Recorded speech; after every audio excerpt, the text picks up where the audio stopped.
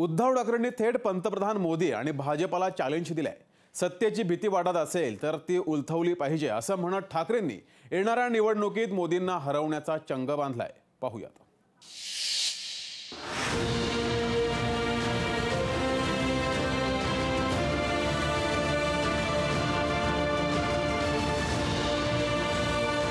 महाराष्ट्राचे माजी मुख्यमंत्री उद्धव ठाकरेंनी थेट पंतप्रधान मोदी आणि भाजपला आव्हान दिलंय। ज्या सत्तेची भीती वाटते ती बदललीच पाहिजे आणि याच जिद्दीने मी उभा असल्याचं उद्धव ठाकरे म्हणाले।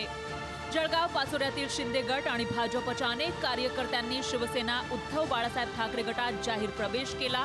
याच वेळी बोलताना उद्धव ठाकरेंनी मोदींना चॅलेंज दिलं। सत्तेला घाबरणार असाल तर काय उपयोगाचं नाही। ज्या सत्तेची भीती वाटते ती सत्ता बदलल्याशिवाय पर्याय नाही। ती सत्ता बदललीच पाहिजे आणि त्या एका जिद्दीने मी उभा आहे।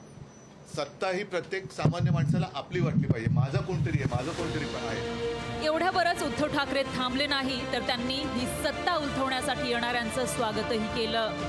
त्या सत्तेची जर भीती वाटत असेल तर अशी सत्ता ही उलथवलीच पाहिजे आणि ती उलथवण्यासाठी आपण काम करतोय आणि त्या कामात तुम्ही सगळेजण सहभागी होत आहेत। तुमचं सगळ्यांचं मनापासून मी स्वागत करतोय। यावेळी माध्यमांना नववर्षाच्या शुभेच्छा देताना उद्धव ठाकरेंनी सत्ताधाऱ्यांना टोला लगावला।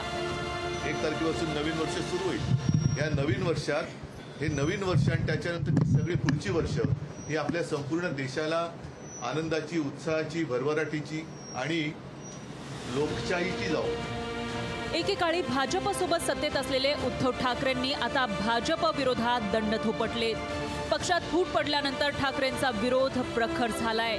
इंडिया आघाडीचं घोडं जरी जागा वाटपावर अडलं असलं तरी ठाकरे वारंवार सत्ताधाऱ्यांना आव्हान देत आहेत। त्यामुळे येणाऱ्या लोकसभा निवडणुकीत मोदींना शिकस्त देण्यासाठी ठाकरे कोणती रणनीती आखतात ते पाहावं लागेल।